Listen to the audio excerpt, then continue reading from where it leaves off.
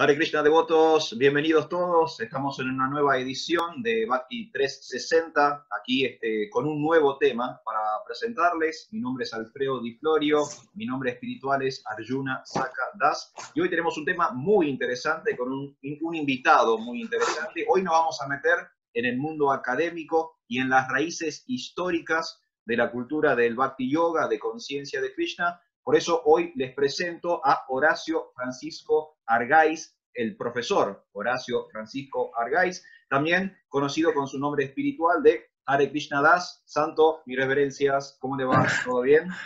Todo bien, es un placer estar aquí con ustedes y agradezco mucho la invitación a usted, a Chitra Das, ¿verdad? También es profesor en Sí, filosofía. Usted también, ¿verdad? También me decía Chitra. Solamente un buscador, soy un buscador, sin títulos, sin títulos. Ok. Muy bien, y bueno, pues tuvimos la fortuna de terminar nuestros estudios profesionales en la Universidad Autónoma de Coahuila, la licenciatura en Letras Españolas, y así, ¿verdad?, graduarme con la medalla de mención honorífica del mérito universitario por parte de la Facultad de Educación, Ciencias, Educación y Humanidades. Y también hicimos el doctorado en Filosofía de la Historia por parte de era un consorcio de universidades que se llamó Universidad Internacional Euroamericana. Ajá. Y saqué con la tesis una revisión histórica de la antigua cultura y religión de la India, esta es la tesis, así, Ay. y fue editada por la Editorial Académica Española. Sí, ahí hemos editado otros libros más, otros por la Lumber, que es la rama original en Alemania, que edita en inglés y en alemán, y algunos estados que me hicieron por parte de la universidad y el Consejo Editorial del Estado. Qué bueno. Varios libritos, hay como 5, ¿sí? Qué Y uno de los temas en que nos hemos enfocado es presentar a la habla hispánica y también en inglés las revisiones sobre la época de Krishna, porque fuera de cámara usted me comentaba que usted conocía personas incluso que por la ignorancia, ¿verdad? ¿Por qué es ignorancia? O sea, la cuestión de Krishna como figura histórica es un tema que, vaya, muy reconocido hace ya casi 2 siglos. O sea, eso no es un tema de debate en academia, ¿sí? En la política, en las ideologías, que vamos a hablar un poquito de eso en India ahorita, que usan ataques así a la cultura védica, son gente fanática del materialismo marxista y otras ideologías, que es una cuestión de política que podemos hablar también. Pero, o sea, incluso me gustaría empezar por leer eso, ¿verdad? Un poquito aquí de la tesis, voy a poner unos ejemplos nada más. Claro, quería comentarle a las personas que están viendo el programa del día de hoy, que la idea de esta emisión de Bhakti 360 es un poco, como dije, hablar sobre la historicidad de conciencia de Krishna y hablar de Krishna, de Dios, como figura histórica, porque muchas veces uno lee pasatiempos o historias del Bhagavatam, el Mahabharata, y como eso ocurrió hace miles de años, bueno, es una fábula, es una leyenda, es mitología, pero hay evidencias de que esos fueron hechos históricos verdaderos. Sí, vamos a hablar primero que la academia a Krishna en sí lo reconoce como una figura histórica. Le voy a poner un ejemplo, eso ya desde el siglo XIX, sí, John Bailey, que era un astrónomo inglés y muy cristiano, ¿verdad? Es que trató de probar, es un tratado que hizo presente para probar que Krishna nació el 7 de agosto del año 600, pero después de Cristo, porque él era cristiano y ahorita vamos a hablar por qué construyó esos paradigmas. Luego, pues empezaron a ver hay muchos estudios, podemos citar, por ejemplo, a Theodor Stulder, es un alemán también orientalista de los primeros, que también era cristiano. En Chamber Encyclopedia, es un especialista, dice, es la encarnación más interesante de Vishnu por la oportunidad que provee de trazar en la antigüedad hindú la transformación gradual de héroes mortales en representación gradual de un dios.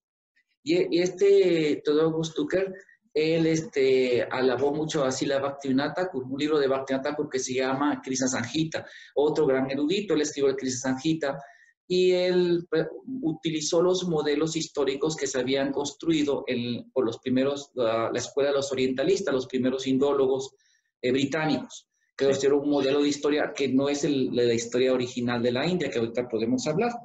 Y también Thoreau Emerson también le gustó mucho ese libro de Bhaktivinoda Thakur. Bueno, voy a poner otro ejemplo aquí para adelantar. Rodolfo Otto en 1930 y tantos, ¿verdad? Más o menos fue cuando dijo, él fue uno de los estudiosos alemán muy famoso, ¿verdad? Y digo, nada más porque a principios de fines del siglo XIX y siglo XX es un tema que ya no se debate en la academia, ¿verdad? Dice Claro. que Krishna fue una personalidad histórica, es un hecho ampliamente indudable. Y puedo dar muchos ejemplos. Aquí en la tesis presenté todo eso porque presenté a Krishna de cómo se vio desde la antigua época por los budistas, los jainistas, todos ellos cómo vieron a Krishna como una figura histórica. Pero quiero empezar por las épocas modernas. Voy a poner otro ejemplo muy famoso. El profesor Horace Jacobi, mi tocayo, ¿sí? De la Universidad de Oxford, en 1909, en la Enciclopedia de Religión y Ética, es una obra muy famosa que hicieron, dice, saca una teoría interesante, dice, en los primeros días Vasudev, quien fue considerado una encarnación, fue diferente de Krishna, un jefe Rajaput, pero luego se volvieron identificados en la creencia popular. Es la teoría, una de las teorías del Krishna histórico, algo así como pasó con el rey Arturo, ¿no? Que el rey Arturo, según los investigadores, dicen que es la construcción de varios héroes y que, ¿verdad? Todavía no han llegado a un acuerdo, ¿no? Y de ahí se forma la leyenda del rey Arturo. O Robin Hood, ¿no? Robin Hood existió Lord Wesley, ¿verdad? Pero se asoció a sus historias con otros héroes que eran parecidas a sus historias. Así es como lo maneja la historia, ¿no? Entonces, digamos, así hay una historia que dice que Krishna, que hubo el dios, que era encarnación y lo asociaron con la persona histórica. O como que Exalcó en México, Viracocha en Perú, algo así, ¿no? Que había la divinidad y lo asociaron con la figura histórica. ¿Sí? Entonces, voy a poner aquí al último, porque hay muchas referencias. Voy a citar una eminencia muy destacada en el tema del Vaishnavismo, es el doctor Thomas J. Hopkins, de la Universidad de Yale, que fue uno de los primeros en estudiar el movimiento Hare Krishna, aquí la transportación del Vaishnavismo a Occidente, del movimiento de Krishna aquí en Occidente. Dicen, a partir de una estricta y firme postura histórica académica, Krishna, quien aparece en el Bhagavad Gita, es el príncipe Krishna del Mahabharata. Krishna, el príncipe histórico y cochero de Arjuna. Y así puedo citar en muchos trabajos, o sea, el tema de que la academia, digamos, más bien se revisa a Krishna a través de la historia. Sí hay mucha especulación porque la gente mundana, como dice Krishna, él no lo van a entender como la suprema personalidad de Dios, claro, pero que es una figura histórica. Y eso está apoyado, ¿sí?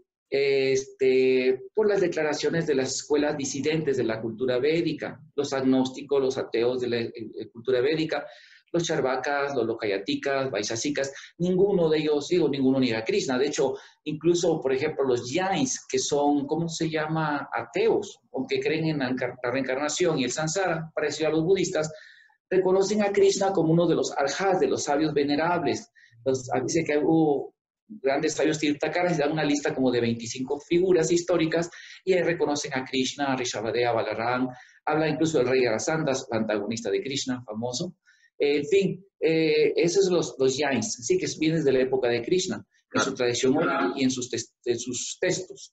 Lo mismo los budistas hablan de Krishna en los diferentes pitakas, hablan de los Pándavas, hablan de Krishna en el Lalita Vitsara, que es un libro sobre la vida del Señor Buda, y o sea, las biografías de Buda, todo eso hablan también de Krishna como una figura, como una persona divina, y en el budismo zen japonés, en Sodai, en el templo ahí de, ¿cómo se llama? El famoso templo enorme que hay en Japón de Sodai, a la entrada está un relieve de Krishna tocando su flauta, ¿no? Y ellos consideraban a Krishna como uno de los bodhisattvas, le llaman Kanu Bodhisattva. Y Krishna, es interesante que ha impregnado la cultura del sur de Asia, en lo que es todo el sur de Asia, Tailandia, Laos, Myanmar, Vietnam. Hay muchas ruinas de templos de Krishna, relieves de Krishna, incluso en China. Claro. En China hay un templo en Changzhou que fue excavado en 1950 más o menos, empezaron los arqueólogos a encontrar, y resulta que es un templo que tiene relieves del Bhagavatam. Ahora, lo interesante de esto es un factor sociocultural, que, por ejemplo, para que una cultura se hibride con otra así extranjera, tienen que pasar siglos, ¿sí?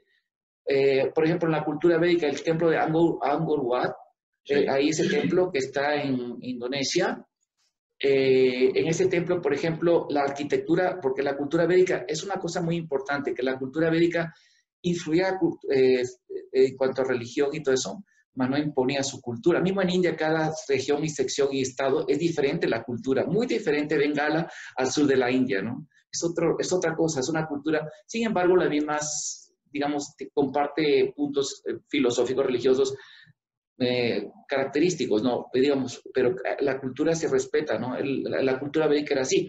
Y, por ejemplo, los Cholas, que eran reyes que conquistaron o expandieron su imperio por todo el sur de Asia, hasta parte de China, ¿no? Como los historiadores que venían con Magallanes dicen que Macao está bajo el dominio de los rayas hindúes, o sea, ese templo de China. Claro. Entonces, digo, ese puerto de China. Entonces, es interesante esto porque en Changzhou, por ejemplo, ahorita en China, en esas partes hay templos, porque hay comunidades de la India que siempre viajaron hasta China y hacían comercio y hicieron colonias. Como en India hubo colonias también de muchos otros países, ¿no? Árabes y otros, había colonias, ¿no? Así en los puertos, siempre los puertos eran centros de intercambio cultural. Y, por ejemplo, es interesante que hasta la fecha, si ustedes van a ver los templos de todo Sudasia y ahí por Indochina, ¿verdad? Hasta las Filipinas fueron influidos por esas culturas védicas, ustedes dan cuenta que los tamíes, por ejemplo, importan su cultura. Como pasa, muy sencillo. Yo estaba viendo unos programas, una serie que se me hace interesante por el tema que manejan. En México, también la repitieron, pero en México, con otros actores basados en lo que hicieron en Argentina, esa serie. Y es interesante que me doy cuenta cuando veo cómo es Buenos Aires y todo, y Argentina, se parece más a Europa, a Francia, como que toma el modelo de París y las villas son al estilo francés, como las que salen en la época de la Segunda Guerra Mundial, que fue un tema que siempre me apasionó mucho, ¿no? Hasta pensar yo que estuve en vida pasada allí. En la Francia, el tipo así las villas de Argentina se parecen mucho a las villas francesas, ¿no? Y Buenos Aires tiene un aspecto parisino increíble, o sea, tiene una influencia. Y en cambio en México no, tiene una influencia ahorita postmoderna americana completamente. Usted ve si parece una ciudad. Y aquí Saltillo, que estamos a 300 kilómetros de la frontera, Saltillo, usted la entrada, digo, no el centro, sino ni las afueras, el centro, la entrada así de Saltillo y la construcción es una ciudad americana, con todo lo americano, igualita, ¿no? Como también Monterrey, hasta mi gurú decía, también gurú, son las ciudades de más al sur de Estados Unidos. Claro. Y también en la Ciudad de México se parece mucho a las ciudades americanas en lo que es el centro, todo así, porque es la influencia de la cultura que tiene junto, ¿no? Entonces, por ejemplo, aquí hay una cosa interesante que las comunidades de Tamil, por ejemplo, Tamil, que fueron las que viajaron mucho, navegaron para toda esa área de Asia, hasta la fecha, si usted va a ver sus templos, son al estilo Tamil, el estilo estructura Tamil, el arte Tamil, que es un arte con gopuras, muy común de ahí, de la cultura Tamil y del arte Chola. Lo ve uno así, ¿no? En cambio, hay en Changzhou un templo de Krishna, ¿sí?, que lo reconstruyeron los arqueólogos chinos, y es un templo típicamente chino, como los templos budistas y taoístas chinos.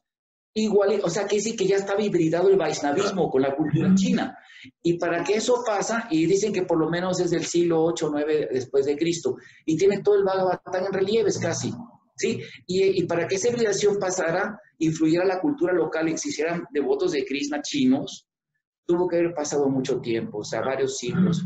Una cultura, o sea, una transculturación de esa manera, que a una cultura local y que la asimile y la adopte a su propia cultura, es como, por ejemplo, ahorita, un ejemplo, usted maneja ese tema, que es Krishna West, ¿no? Apenas empezó hace unos años, no tiene mucho, pero es un hecho que ahora que yo fui a Los Ángeles, aunque no quieran, y también en San Diego, vi el templo de Los Ángeles y le quitaron la fachada de iglesia como cuando estaba trapa, pero aún así lo construyeron, y el restaurante no, sí tiene aspectos hindúes, pero tiene mucha influencia occidental. O sea, están haciendo caso de esa prédica de nuestro maestro espiritual. Y por ejemplo, los templos, yo he ido a Tailandia, cuando fui a Tailandia hace muchos años, que viajé con mi esposa la primera vez, un poco de casados, fuimos a Tailandia y visité los templos, y son todo estilo Thai los templos. Hasta el Vyasasam es estilo Thai, como los maestros budistas, ¿no? Claro. O sea, la cultura sí, pero me refiero que para que un templo se construya en China, que es una cultura bastante... O sea, el budismo no se hace todo un día para otro en China. Fue perseguido incluso. Entonces, para que hayan hecho, los Vaishnavas, se hayan vuelto Vaishnavas los chinos ahí en esa zona, y ha hecho una construcción así, eso muestra que el Bhagavatam es muy antiguo. Entonces, la influencia de Krishna es transcultural en Sri Lanka, en todo el sur de Asia, o sea, un impacto tremendo, ¿no? Y Krishna es una figura tan histórica que es interesante que en la India no hay una figura histórica tan influyente como Krishna, aún más que incluso el señor Rama, ¿sí? Y además, Krishna ha absorbido todo lo que es la danza, la música, el arte, todo el arte, la filosofía. Krishna ha así cautivado en la India, así como Cristo en el cristianismo o Buda en el budismo. Ahora, como les digo, el tema de la historia de Krishna no es un tema que se debate, o sea, es como, por ejemplo, no falta un loco ahorita en la actualidad que ateo militante. Digo loco porque es una disasociación de la realidad histórica, que escribe tonterías así, ay, no, sí, claro, hay gente, pero la academia es seria. Digo, lo que sí es cierto que no se creen los milagros, de que los académicos materialistas, porque son materialistas, no creen en los milagros. Claro. ¿Sí? Aunque ahorita hay una serie de revisiones hay académicos y científicos que investigan que sí existen poderes sobrenaturales. Ahí está la Universidad de Duque con el doctor Ring, que no era nada creyente de nada, era ateo, y él investigación muchos casos, y ustedes pueden checar en YouTube algunos casos, los presentan en un programa que se llama Un Paso al Más Allá, una serie que a mí me llamó mucho la atención, y está en YouTube, Un Paso al Más Allá. Son casos que él investigó, y puedo hablar de casos así muy supernaturales, ¿no? Pero investigan cosas muy supernaturales, y también Stanford Research Institute de la Universidad de Stanford también tiene muchos científicos, incluso tienen hasta doctorados en parapsicología, que hay fenómenos supernaturales. Entonces, es un tema de nueva hermenéutica, ¿no? Que Prabhupada Dattaputadas, nuestro científico, el doctor Israel Thompson, en los 90, en el centenario es un centenario que hace ahí en un congreso de religión que hacen ahí en Estados Unidos, donde habló el Swami Vivekananda, y el centenario de esto a fines del siglo pasado, expone como un principio de hermenéutica ingresar estos temas. Y hay científicos que están investigando, ¿no? Como el profesor Pardino, que hay un libro que fue editado en Argentina que se llama El Mundo Mágico. Él era un antropólogo de religión que estudió a los chamanes de diferentes culturas, sus poderes psíquicos, y comparado con gente con medios actuales que tienen poderes de premonición. Tan así, miren, que el FBI, el Interpol, Estados Unidos y la CIA tienen detectives psíquicos. Claro. Y ha sido documentado que cuando se agotan todos para encontrar estas personas tocando fotos de los muertos y eso, encuentran dónde está el cadáver, incluso como era el asesino, y así han podido dar con asesinos. O sea, esto no es existen poderes místicos. Entonces, es cierto que las tesis de que son superhumanas y milagrosas, y es un tema interesantísimo de investigación, ¿no? En mi último libro, Krishna y los estudios indológicos, que está en inglés, un estudio epistemológico, o sea, tengo un capítulo dedicado precisamente a eso. Y podemos hablar, por ejemplo, uno podría dudar cómo es posible, alguna persona, digo, por la falta de cultura, diría, ¿cómo es posible que Krishna pudo derrotar un ejército enorme como el de Yarasandha? Es un ejemplo, ¿no? O Rama, miles de rakshasas. Esto ha pasado en los seres humanos ordinarios. Como le digo, Alejandro Magno, claro, con 35,000 soldados derrotó la potencia más grande y la armada más grande que existía, que era la de Darío de Persia, que con 250,000 soldados, con caballería y todo, y los derrotó en la famosa batalla de Gaugamela. Los derrotó. ¿Cómo pasó eso? O sea, eso pasa en la historia normal. O, por ejemplo, si Krishna tuvo 10,000 reinas, ¿sí? Hay un califa que se llama Abdurrahman, del siglo VI después de Cristo, que tuvo 6,700 esposas. O sea, que Krishna, que es Dios, no pudo meter 10,000. Aunque eso es interesante, que Krishna, ¿saben por qué se casó con tantas muchachas? Porque pasó esto. O sea, Krishna se casó fueron 8 princesas, ¿sí? Pues la cultura védica, era su harén. Entonces, pero resulta que cuando fue a rescatar, eso fue a Baumasura, que había robado 16,000 princesas, las tenía ahí en Assam, eso fue en Assam, en el parte oriental de la India, que hasta la fecha existe el lugar, y los reyes de Assam marcan su linaje precisamente al hijo de este rey que Krishna coronó. Lo puso, y su linaje, tiene todo su linaje hasta la época de 1700, por ahí, está marcado el linaje, en su linaje, sus documentos de su linaje, cuando Krishna eso. También hay un linaje, se lo voy a decir, de los reyes que gobernaron Hastinapur, o sea, lo que es ahora la capital védica, hasta la conquista mongola con los califatos Zen. Hay un linaje, hay documentos desde que Yudhishthira fue coronado por Krishna ahí, hasta esa época, ininterrumpida de reyes. Existe ese documento, claro, ¿no? Claro. Es bien interesante todo esto, porque cuando fue Krishna allí, este rey había robado a las princesas, niñas de 13, 14, 15 años, 16 años máximo, porque se casaban muy jóvenes las princesas, Entonces, una muchacha que era raptada por alguien y ya dormía fuera de su casa, y más si era princesa, nadie se casaba con ella, eran mujeres repudiadas en ese contexto cultural. Y ella le pidió a Krishna, no le pidió ser su esposa, Krishna, por favor, déjanos ser tus sirvientas, como sirvientas, pero llévalo, porque no les iban a recibir en su casa, nadie se iba a casar con ellas. Y Krishna no se casó con ellas oficialmente, porque pues, ¿qué le pensaron decir a Krishna, no? Es la dinastía más, la más poderosa dinastía de ese tiempo, una de las potencias armadas enormes de los Yadus. Entonces, hay muchas cosas. Ahora, es un hecho, ya hay arqueología del Mahabharata, han llevado muchos trabajos de arqueología actualmente, más de 35 sitios excavados del Mahabharata, y han encontrado reliquias que sí corresponden a la entrada de Kali Yuga. La arqueoastronomía también de la geografía histórica es precisísima.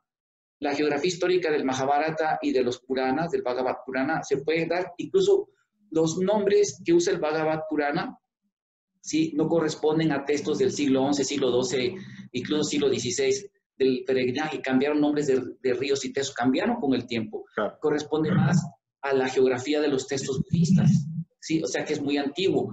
Y los textos budistas vienen desde la época de Buda, que oficialmente lo pusieron en el 600 a.C., pero en realidad los estudios hechos por el doctor Prasad Gokhale y otros eruditos como Narahari Char, la astronomía de los textos budistas marcan que Buda nació por el 1800 a.C., y esa es la historia original.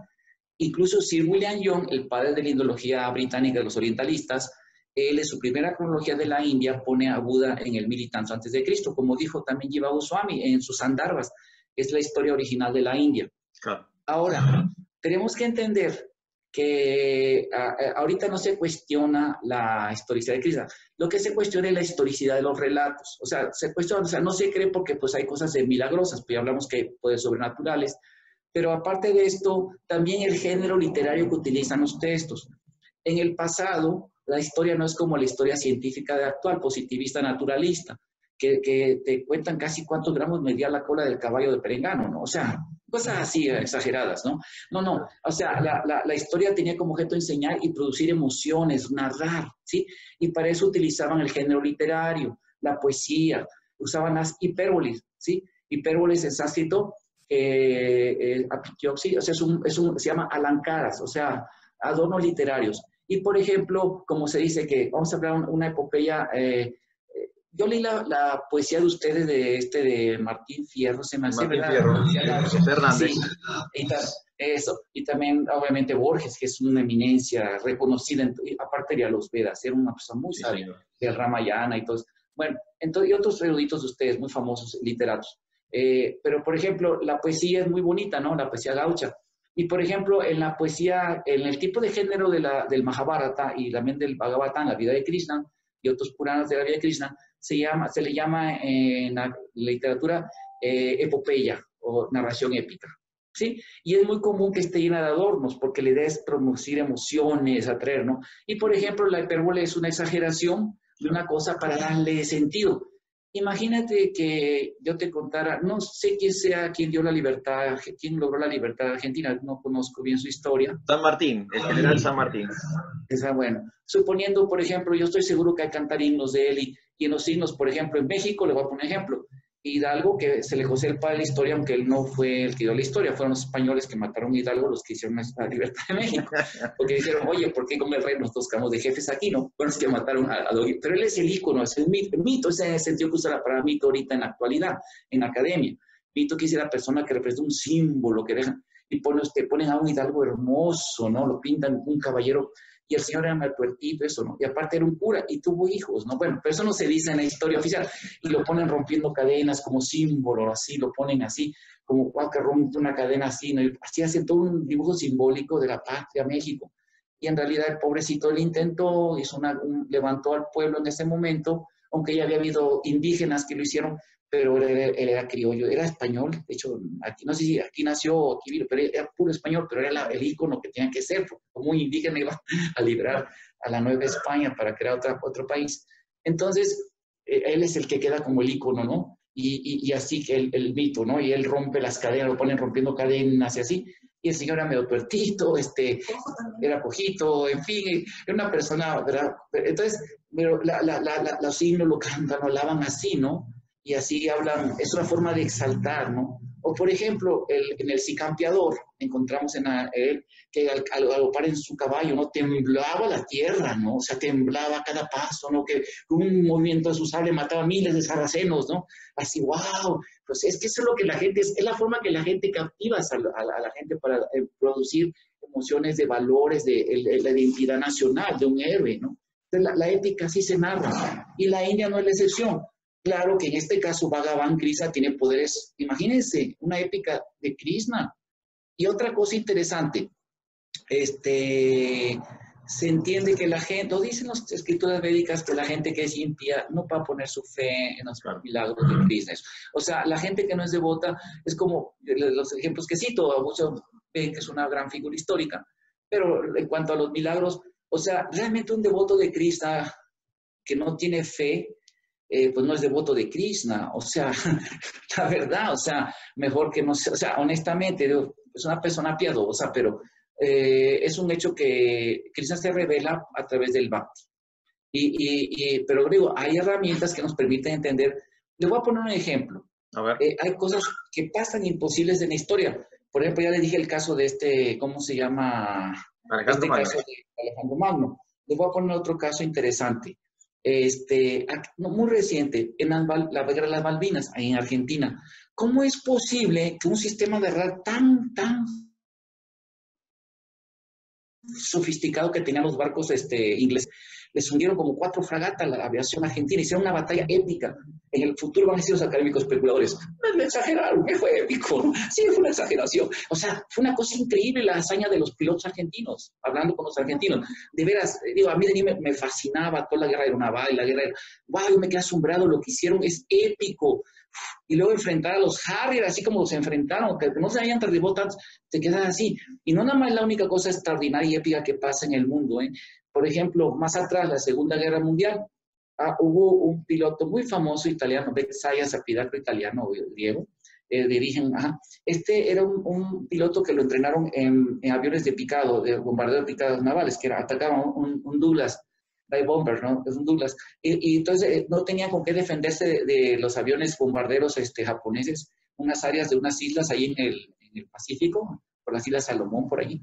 Entonces mandaban a los Douglas a detener a los bombarderos, que también eran bombarderos. Obviamente un Douglas es un avión hecho para el ataque en picada, muy lento, para un avión caza.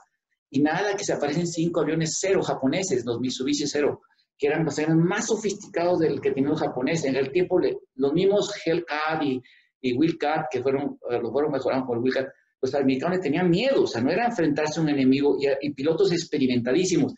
Y el hombre a su escuadrón, a su patrulla de 5 aviones, los derriban a 4 y él se queda solo. Y con quiebres hizo una pelea con ellos y derribó 3 y los otros se les acabaron las municiones y se fueron. O sea, él también, si no los derriba. O sea, eso es una cosa, ¿cómo les diré? Es como si la famosa escuadra de fútbol argentina enfrentara, no sé, a un equipo por ahí de una ciudad, digamos, una ciudad ya de veteranos, de señores de 50, y le metieron una goliza a la selección argentina. Increíble, pero así pasa.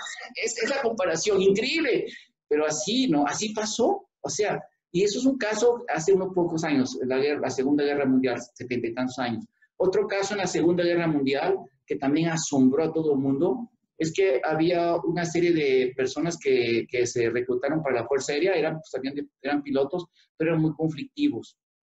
Entonces, eran como cerca de 8 de ellos, muy conflictivos, los mandaron de mecánicos nada más, porque eran muy conflictivos.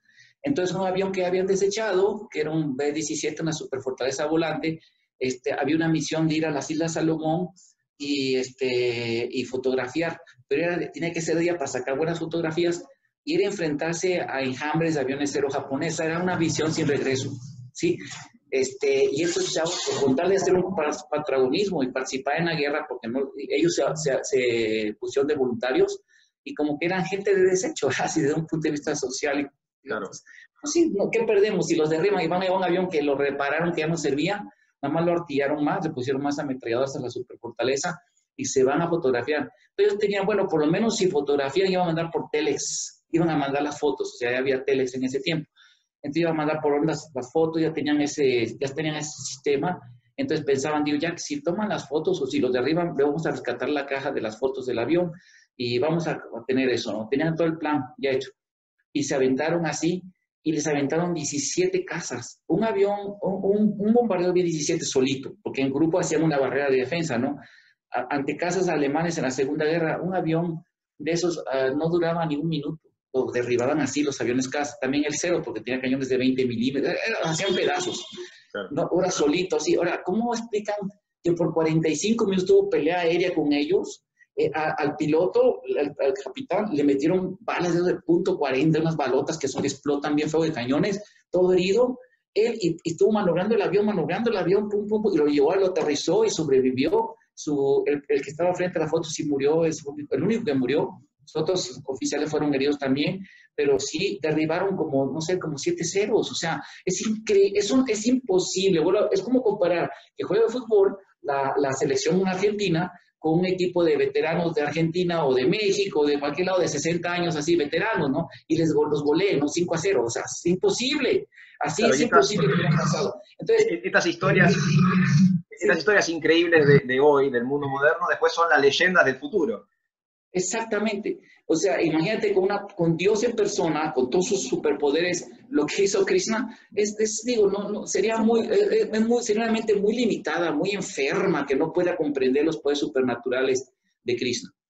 Y así. Ahora, voy a poner otro ejemplo interesante. Sí, Prabhu, le quería hacer una consulta con respecto a estos documentos asiáticos, chinos, japoneses, los Jain, porque es una evidencia fuerte, porque es algo fuera de la literatura del Bhakti Yoga, reconociendo la existencia de Krishna. Entonces, digo, tiene como un peso específico, es como el Jesús histórico, ¿no? Es más importante un documento fuera de la Biblia que los propios evangelios. Claro, pero hay una cosa, ahorita que me pregunta eso, hay muchas figuras de la histórica muy importantes que la única fuente que tenemos son ellos mismos, su propia gente. Y son gente que dejó una huella histórica. O sea, la historia nada más se puede basar en pura documentación contraria. Eso refuerza la evidencia. Se llama evidencia crítica a la figura. Pero, por ejemplo, Sócrates, claro, si uno me dice que Sócrates no existió, que si Sócrates no existió y acá viene a Lucita, y si sabes qué, mira, está el psiquiatra, aquí en Saltillo un psiquiátrico, bueno, ahí te pueden atender. Sí, que te vaya bien, ¿verdad? O sea, está trastornado en la cabeza. O sea, se llama disasociación de la realidad histórica. Ya es un delirio, eso es un enfermo. O que me dicen que Bolívar o que el general Martín, ¿verdad? Se llama el... Martín. Sí, o sea, por favor, o sea, señor. O sea, estoy seguro que las tienen hasta sus ropas ahorita todavía en Argentina como reliquias. Es interesante esto porque, por ejemplo, Colón, no me digan que no existió Colón, ¿no? Si alguien dice eso otra vez, digo, pues ya que no fume tanto opio, ¿no? O sea, que no fume mucha ayahuasca o coca, ¿no? Está mal de la cabeza, o sea, que no se intoxique. O sea, Colón no sabemos dónde nació.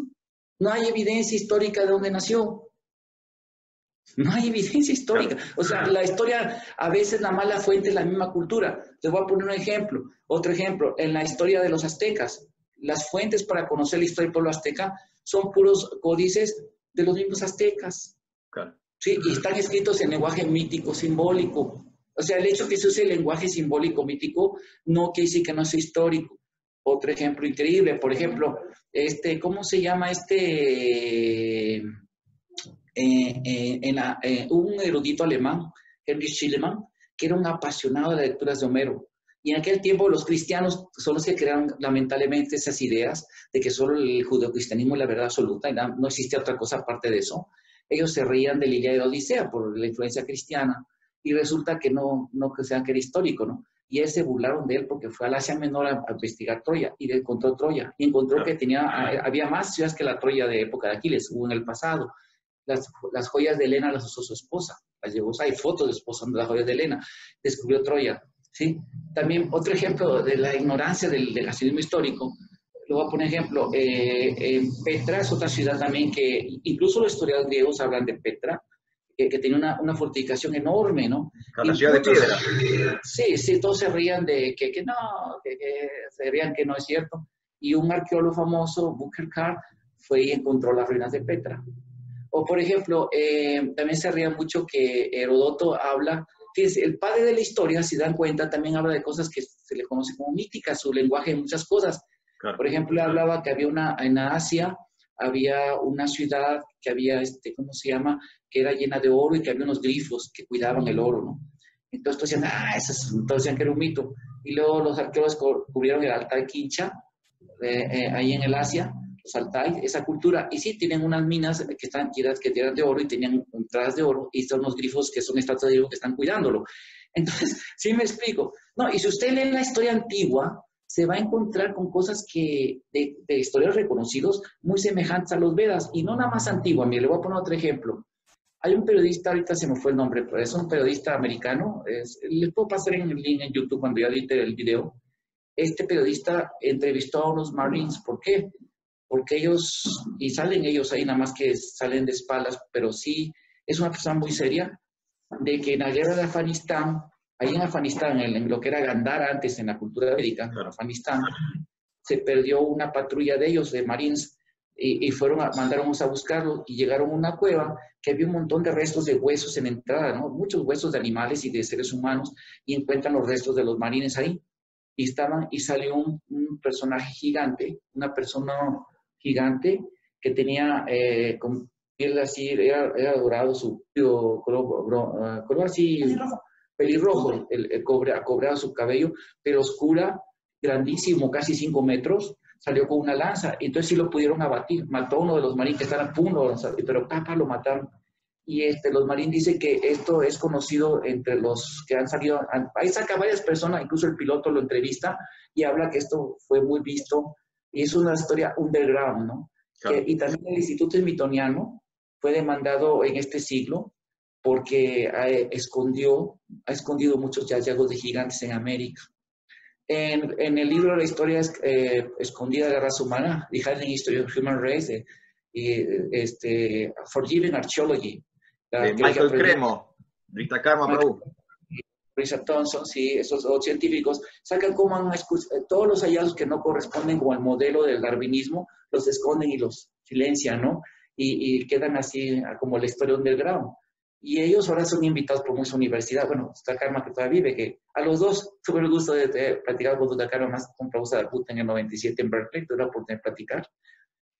Ellos descarbaron que la historia que se conoce, o sea, cada cultura también tiene sus leyendas y mitos, ¿no? Claro. Y eruditos como el doctor Dalton, que es biofísico, y muchos dicen que la teoría de Darwin, por ejemplo, es el mito cosmogónico de la época, de Génesis de la época moderna. Y el Big Bang mismo, el señor Carl Sagan, una persona que no sabemos qué es, porque ataca a los ateos, ataca a los creyentes, está medio rarito.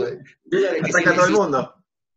Que dudó de que sí él existió o no. Bueno, el señor también dijo que el Big Bang es el mito cosmogónico moderno, ¿no? Él decía, es más preciso lo que dice el Rig Veda, en un verso que dice, ¿quién creó el mundo? ¿Dónde vino los devas o dioses para presión después? Solamente el Dios Supremo puede decirlo, si es que alguien puede. O sea, sí, el origen del mundo, todas las cosas, son lo que pasó en el pasado. Realmente cada cultura construye lo que se llama realmente un mito, o sea, la forma, el querer explicar esa realidad. Pero vuelvo al punto. Hay muchas pruebas, o sea, en todas las culturas del mundo, todas sin excepción, nos narran que hubo una época en que vinieron los semidioses, en que vinieron, que tuvieron conocido, los humanos tuvieron familia con ellos, venían, que hubo poderes místicos, que hubo milagros, que hubo gigantes. No sé de la historia indígena argentina, pero la historia de México está plagada de historias y muy similares a la de las historias médicas. Claro. Muy similares de los rakshasas, a los gigantes que comían gente. Todo eso viene también, y en todas las culturas está. Entonces, sí, de hecho, en distintas culturas la idea de la inundación universal, ¿no? Que aparece en distintas escrituras, en distintas tradiciones. Los diluvios, sí, todo eso.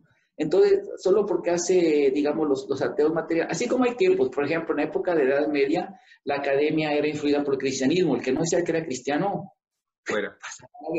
Ahorita que está influida por el materialismo, ¿no? Los materialistas son los que dominan la academia, tiene que ser materialista el que hable, si no, va afuera, ¿no? Pero hay muchos académicos holísticos también, o sea, holísticos que ven toda esa perspectiva, ¿no? Y esa es la labor que Prabhupada quería que los devotos que tenían la tendencia académica, intelectual, se prepararan para presentar al mundo científicamente la conciencia de Krishna. Y es un hecho también que en la literatura védica hay cosas que son simbólicas o que utilizan metáforas y así alegóricas, y lo dice el mismo Bhagavatam, y Srila Prabhupada lo dijo también eso. ¿Cómo se llama? Como la historia de Puranyana, la descripción del sol alrededor de la eclíptica, que O sea, imagínense que un Deva todo el día va a estar en su caballo sin parar ahí todo el día. Pues obviamente que es más simbólico eso, que los rayos corresponden a los días. Sí hay un paseo que hace el Deva del Sol, obviamente, pero bueno, sí, mi hija me está diciendo que los griegos, ¿cómo es la historia de los griegos? Que cada Haribol, cada Hare Krishna, que según los griegos, el Deva del Sol se levanta todos los días en la mañana y le da una vuelta a todo el Sol para hacer que vaya girando Lo pone en marcha, por así decirlo. Lo pone en marcha. Sí, pero es un hecho, o sea que eso es evidencia, si hacemos caso a la historia humana, de que hubo un pasado lleno de poderes supernaturales.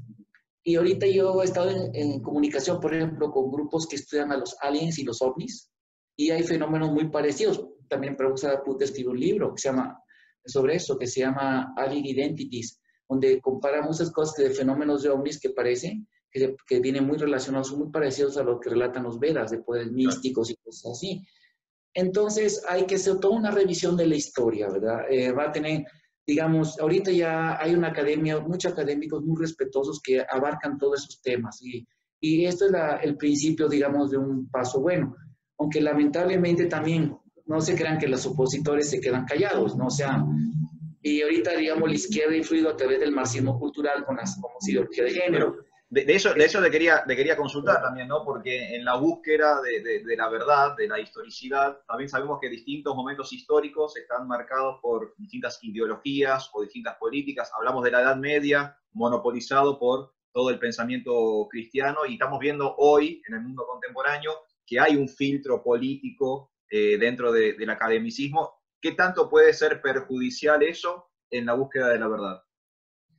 Bueno, vamos a hablar de la India, ¿sí? No sé, conozco algo de lo de Argentina porque uno de los temas que luego en un futuro podemos tratar, y de hecho ya tengo una videoconferencia, se los puedo mandar a los interesados, sobre el tema de ideología de género, que sus intelectuales de Argentina son Agustín Laje, muy famoso, y Nicolás Márquez, son una eminencia, esos amigos. Yo le mandé algunos links de los libros de nuestro maestro espiritual, sí los han revisado porque en sus cursos que están tocando temas que hablan. Luego se lo paso a usted para que lo lean. Buenísimas entrevistas que le hice y otros devotos así, y muy actual para la filosofía. Bueno, el asunto es que vamos a hablar de la India, ¿sí? Ok. La India ahorita está en ese periodo que se llama la conformación de su identidad cultural. ¿Qué pasa? ¿Qué es ese fenómeno social? O sea, cuando hay la independencia, India tiene apenas, va para 70 años de su independencia.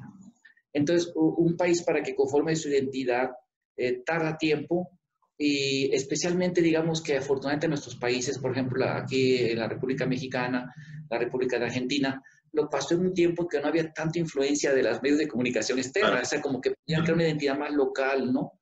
Y México también creó su identidad, que fue el mestizaje de la cultura española con las culturas propias de aquí, y crearon una identidad mexicana, ¿no? Pero no duró mucho tiempo por lo mismo, de que no tenían esa influencia tan grande como ahorita, que hay tanta influencia de todo, ¿no? La comunicación es a 1000 por hora. Bueno, entonces, India, ¿no? Imagínense, en el 47 se le da su libertad, ¿sí? Y empieza su lucha. Entonces, hay varias corrientes políticas que están confrontándose en India.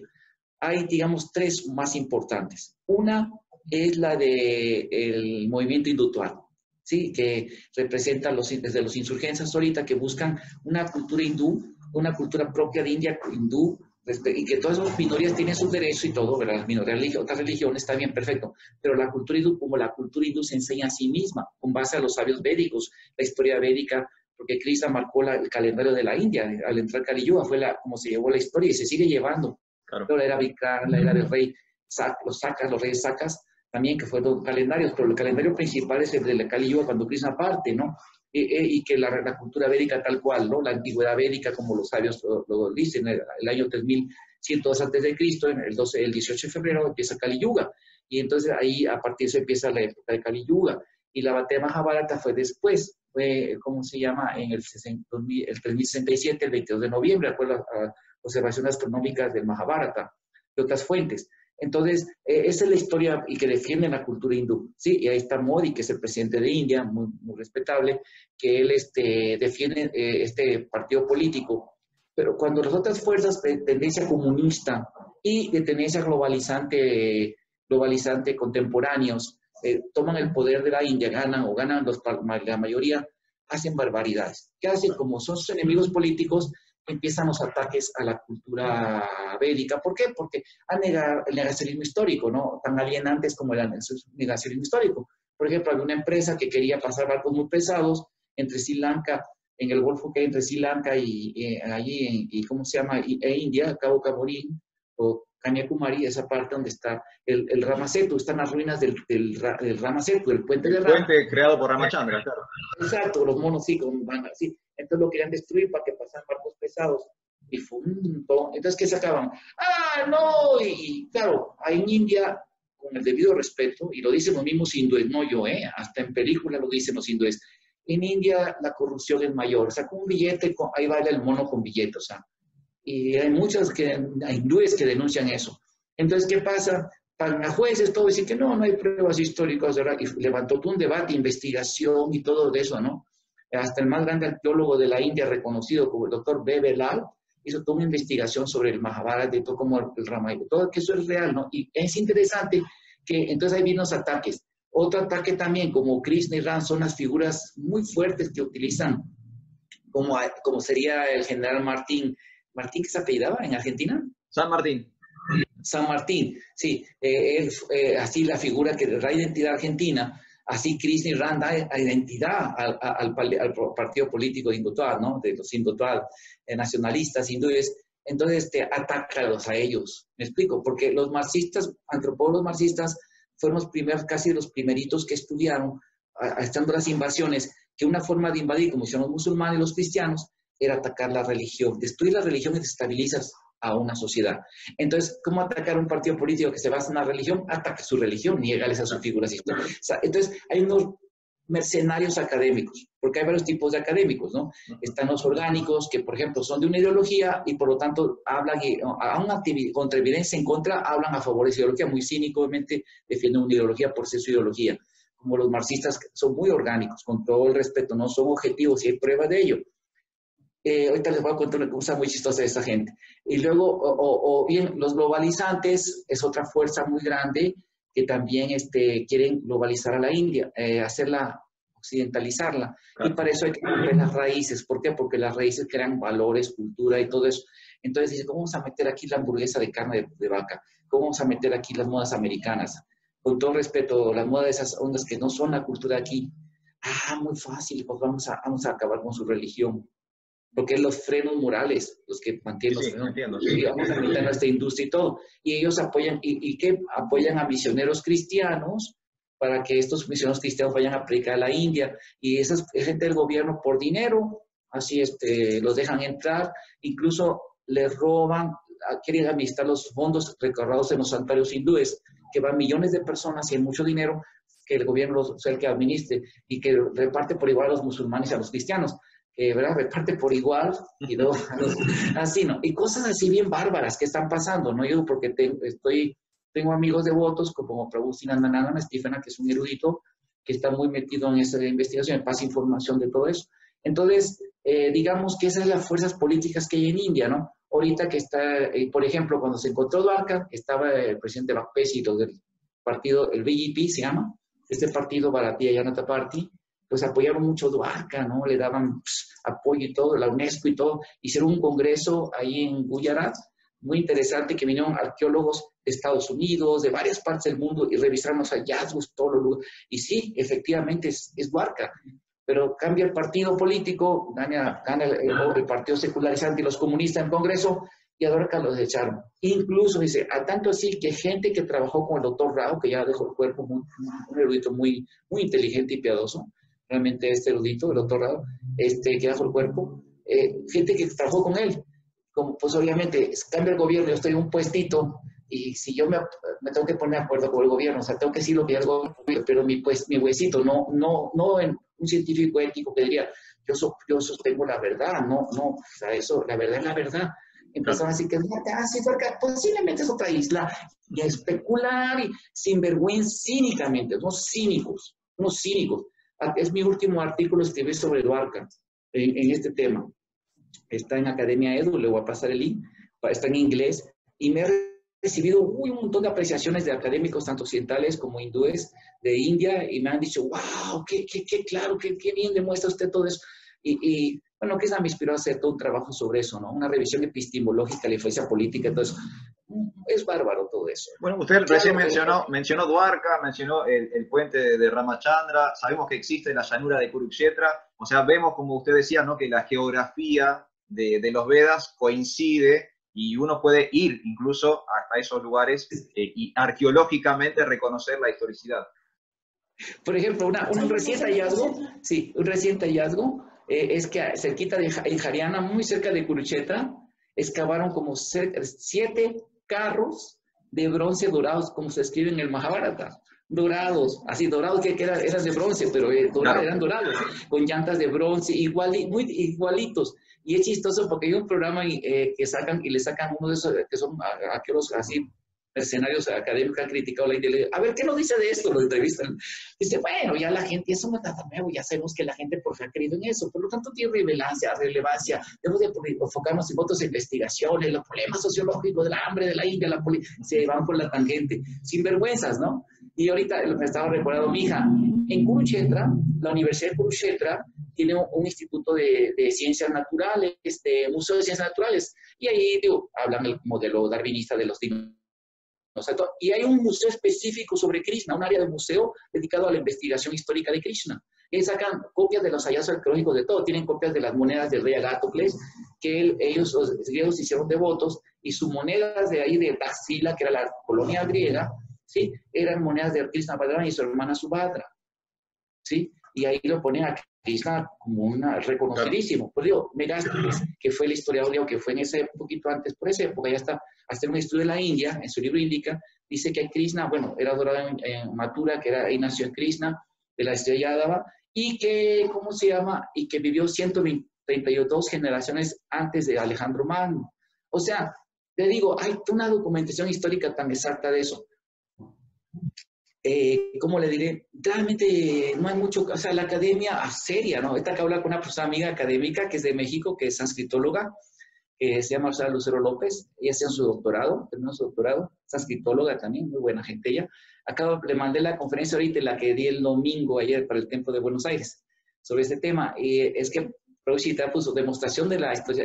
Es que le digo, demostración se me hace que es ya muy rebasado ese tema. En la academia no claro. Se demostró eso hace mucho. O sea, se discute, sería un repaso a la historia. Como ahorita estamos repasando los temas de historicidad y actualizando nuevos hallazgos, ¿no? Claro. Porque no, ya eso está demostrado. O sea, sí me entiendo, no vamos a demostrar que sale el sol por el oriente, o sea, está demostrado, o sea, eso ya se demostró hace mucho. Claro. Lo único que inventaron esta teoría negacionista histórica fueron algunos indólogos cristianos en el 1700, ellos con idea de que decían que la teoría Borrowing, y ellos mismos luego se retractaron porque los hallazgos que hubo muestran que esa teoría se desechó de la academia, aunque estuvo casi 200 años, había, ¿cómo se llama? Como cuando alguien lo poseyeron. Secuestrado. Posee, ¿verdad? Que te posee un fantasma. Así estuvo ese fantasma en su cerebro, pero fue desechada porque era un fraude, ¿sí? O sea, era un fraude hecho ideológico colonial. Y también la teoría de invasión área ya no se cree, se cree la teoría de la migración, y ahí no se queda de adentro para afuera. Es un tema que está más allá de la ciencia, es más bien de estar especulando, ¿no?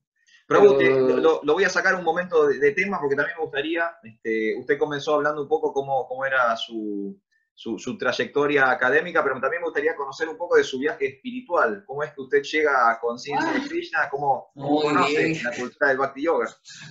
Sí, bueno, yo siento que es una gran misericordia de Krishna que tuvo conmigo y la misericordia de mi maestro espiritual y de Srila Prabhupada. Porque gracias a Krishna, aunque yo nací en un ambiente, yo nací en el estado de Veracruz, porque mi familia no es de, bueno, viajó por ahí por cuestión histórica por parte de mi madre, pero de parte de mi padre no. Pero bueno, a mi padre como médico lo mandan al estado de Veracruz a hacer su servicio social. Ya se había casado con mi mamá, se casaron a fin de su carrera, terminaron su carrera, y mi mamá pues obviamente como mujer casta y que siempre ha sido hasta ahorita, aunque quedó viuda hace 2 años, va para 2 años ahorita que hay infracción que dejó viuda, mi padre. Ella pues fue así a su esposo, allá a un pueblito muy pequeño que se llama Tlacojalpan, Veracruz, que es un río muy hermoso que se llama Papaloapan, el río de las mariposas. Es un río enorme, así un río enorme, ¿no? Enorme, que era navegable, ¿no? Entonces ahí tuve la oportunidad de nacer allí y afortunadamente, bueno, mi madre era una persona muy estudiosa, su familia era muy espiritual también. De hecho, mi bisabuela es, digamos que de la raza indígena, ella, nomás tengo una ascendiente de raza indígena, de papá también hay una, pero no era de la línea directa de las tías, pero ella sí. Entonces, pero ella era de las familias, obviamente noble, porque ella vivía aquí en Doctor Arroyo, que esos eran tlaxcaltecas que los trajeron los españoles, porque eran sus aliados, y les daban, eran gente noble, gente descendiente de los reyes de ellos. Y ella se casó con un español que era comerciante, ¿no? Un señor español. Entonces, para que se casara alguien así, ella tenía que ser noble y dos, tenía que ser una mujer bonita, si no, no se casaba él. Él se casó con, o sea, tenía que ser una mujer bonita y digamos que pero me refiero a que ella era una mujer que venía por trascendencia de mujeres chamánicas, que tenían facultades. Y mis abuelitas, todas ellas me platicaban, mis abuelas y mi abuela, que naturalmente tenían poderes chamánicos, ¿sí? Y entonces yo siempre creía lo que escuchaba de ellas y de mis papás, que había reencarnación, ¿sí? Todo eso. Y mi mamá era una persona más estudiosa, pues ella estudió como profesora y tenía un tío también muy estudioso que practicaba yoga, todas esas cosas. Y yo pude tener acceso a sus libros, varios libros escritos por alemanes de la India y todo el tema de la filosofía védica. Y a mí me llamó mucha atención todo lo que era reencarnación, la India me fascinaba mucho. Entonces, yo siempre escuché tanto de mi abuela, también de parte de mi papá, mi abuelita, ¿verdad? Me habló de Krishna cuando yo era muy chiquito, porque sus tíos eran Rosacruces, y no sé si su papá también creo era de la logia masónica. Entonces, sí, parece que era de la logia masónica, pero como tuvo hijas, pues no, los hijos no pueden seguir el linaje, ¿no?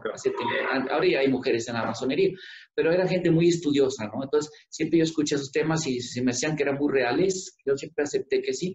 Y luego llegué a estudiar libros y revistas hechas, por ejemplo, las investigaciones del doctor Ian Stevenson, de la Universidad de Virginia, de los niños que recuerdan vidas anteriores.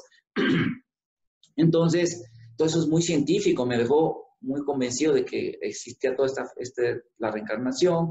Y empecé a escuchar de Krishna, que era así como Jesús, que era un avatar.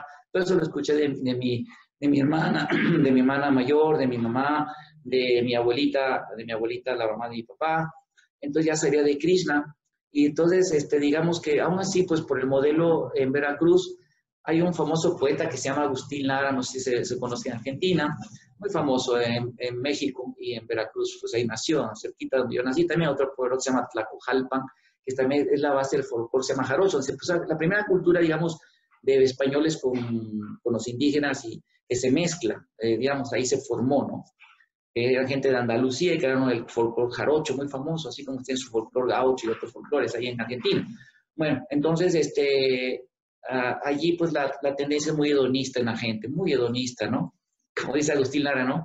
Que Veracruz es palmera, ¿qué? Vino y mujer, ¿no? Música, vino, es la vida de allí, ¿no? Entonces en esos modelos se va criando uno, pero siempre tenía mi interés espiritual y hasta como a los 14 años que Krishna me hizo reflexionar mucho. Tuve un primo que conoció a Srila Prabhupada por un momento, aunque él no se quedó como devoto, el hecho es cristiano, no respetar su decisión, aunque fue por muchos intentó ser devoto de Krishna, pero luego él conoció su camino y lo encontró y qué bueno. Pero él una vez tenía libros de Krishna ahí en casa de mi abuelita y yo los leí, los empecé a conocer y empecé a ver la filosofía. Y Krishna me hizo como que a los 14 años despertar, ¿no? De que la vida es temporal, que se va a acabar todo esto, vuelvo a renacer y que pues, renacer es volver a olvidar todo, es como quedar en nada otra vez. Y dije, no, yo no quiero eso, yo tengo que salir nacimiento y muerte, ¿no? Y fue cuando fue como el llamado que me hizo Krishna, ¿no? Que detonó mi más intensa búsqueda por lo espiritual.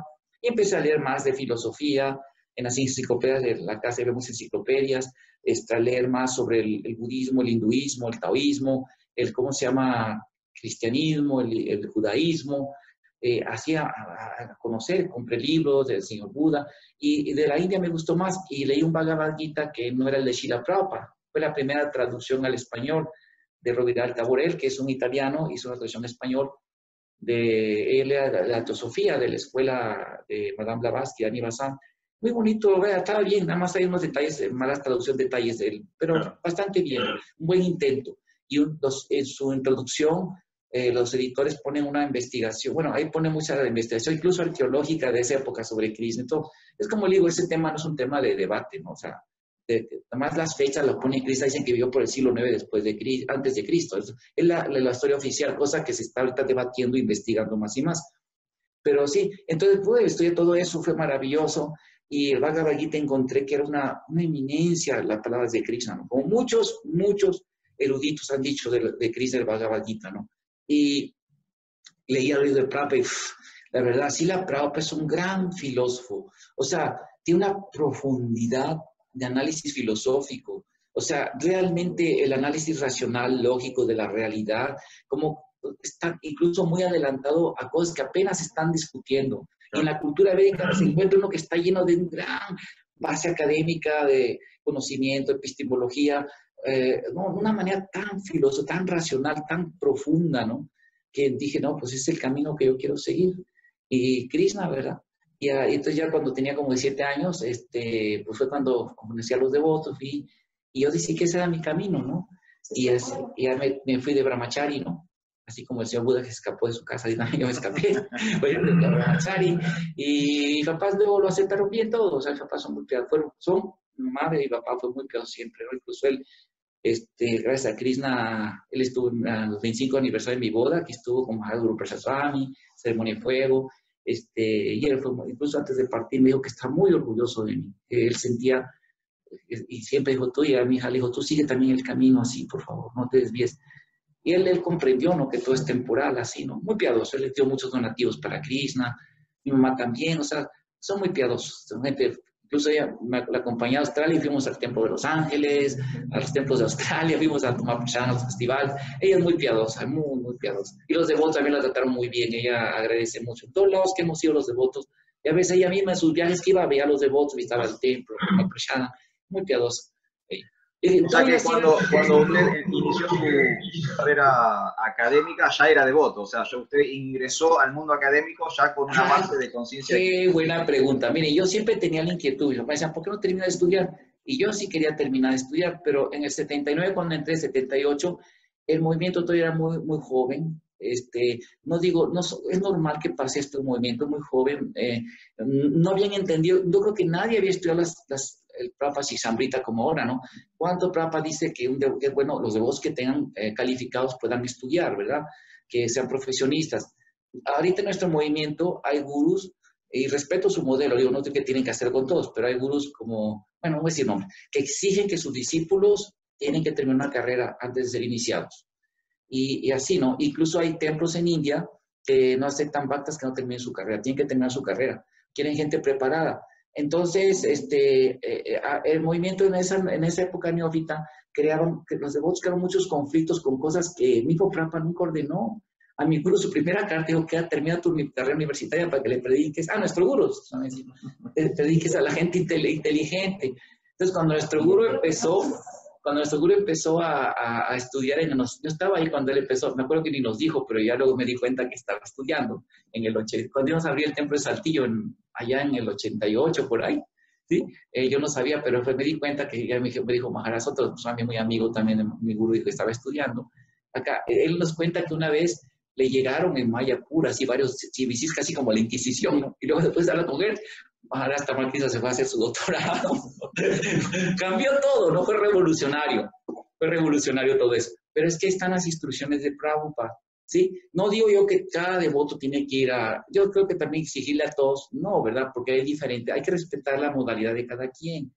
Prabhupada creó una casa muy grande en que todos cabemos, ¿no? Hay diferentes modalidades. Entonces yo cuando tenía como 25 años de movimiento, ya tenía en 97, sentí la inspiración de Krishna. Estaba haciendo mi primer libro que se llama, no es la primera edición, hay otra primera edición, esta es la segunda. Ya le hice mejor, compuse la redacción, ya estaba en la universidad. Y le pregunté, fui a ver a mi gurú y le pregunté, estaba dando clases en la Universidad de Berkeley. Había acabado su carrera en Harvard, su doctorado, y estaba ahí en Berkeley dando clases, unos cursos y clases ahí. Y ahí conocí a Prabhu Sarvaputta Das también. Y le dije que yo quería esto. Dijo, sí, está muy bien, estudia. Y me dijo, tú vas a ser el estudiante más brillante de tu facultad. Y chistoso, fíjese, le voy a contar una anécdota que la contó en el 50 aniversario de su entrega en septiembre, ahí en la mesa, en San Diego, estuvimos con él. que cuando él dijo eso, yo tenía una compañera, una jovencita, que era una computadora andando. ¡Wow! Es una máquina inteligente, una computadora andando. Y esa, porque el profe de literatura de la India me dejó a mí dar la clase de literatura india. Y ya la puse a leer el Bhagavad Gita a esa muchacha, que no le entendió mucho por lo que veo. Pero bueno, resulta que esa muchacha dijo, no, pues ella era la que tiene el promedio más alto, una eminencia.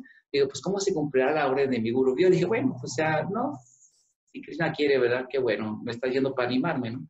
Y chistoso que esta muchacha se cambió de carrera. Y yo me llevé la medalla honorífica de la universidad. Interesante eso, ¿no? ¿Cómo pasó eso?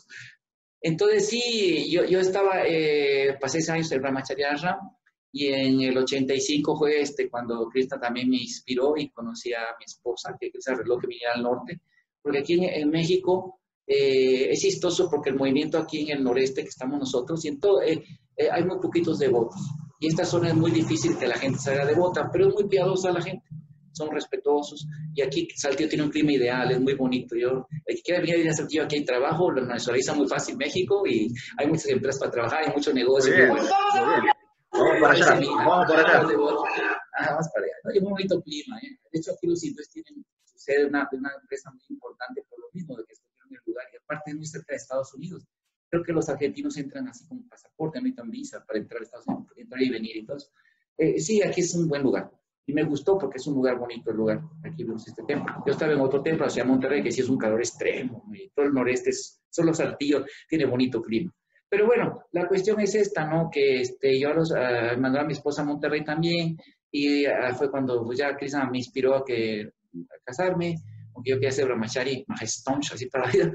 Y bueno, ya me casé con mi esposa, y estuvo mi gurú presente precisamente, las que tuvo que tomar el avión, no terminó toda la ceremonia porque se fue a tomar el avión. Y el día de Rasalila, que el día que se casa Tulsi con Salaranshila. Y ya tenemos casi 32 años de casados, ya en el Grihastha Ashram, muy felices, en un buen sentido, ¿verdad? Bastante. Y una hija muy, muy devota, que nos vino a los 18 años de casados. Aquí está Rara, para acá, Rara, para que la vean. Ay, hola. Bailarina, Otra vez. Bailarina de terapia, Puyari, campeona en Kung Fu, bailarina, pintora, muy buena devota, buena estudiante, muy buena devota, muy regulada, canta su japa, la quiere mucho nuestro grupo también. Y con sus lecciones, ¿verdad?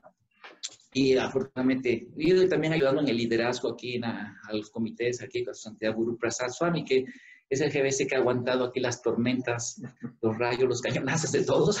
Aquí ha estado resistiendo como un Hércules aquí todo. El único que se ha quedado, porque mi Sila Sharede, nuestro guru, se quedó en México. Aquí no, digo, ya me voy. Es difícil, está difícil. Pues ya digo, como todo, la administración es difícil para todos, ¿no? Y afortunadamente Krishna me ha permitido tener buen sadhana, bueno, una vida, siguiendo los principios, cantando las rondas, afortunadamente bien. Y mi hija estudió en homeschool, muy feliz, sigue en homeschool. Ahora ya homeschool en todo, por la pandemia, ya no hay otra. Ahora no hay otras opciones. Sí, yo empecé dando clases en homeschool en la Universidad Euroamericana, así en internet, me acuerdo que el profesor decía, y eso en aquel tiempo no se acaban de onda, no entendían ni el internet los profesores, no entendían eso, y ahora todo el mundo da, ¿no?, clases por videoconferencias.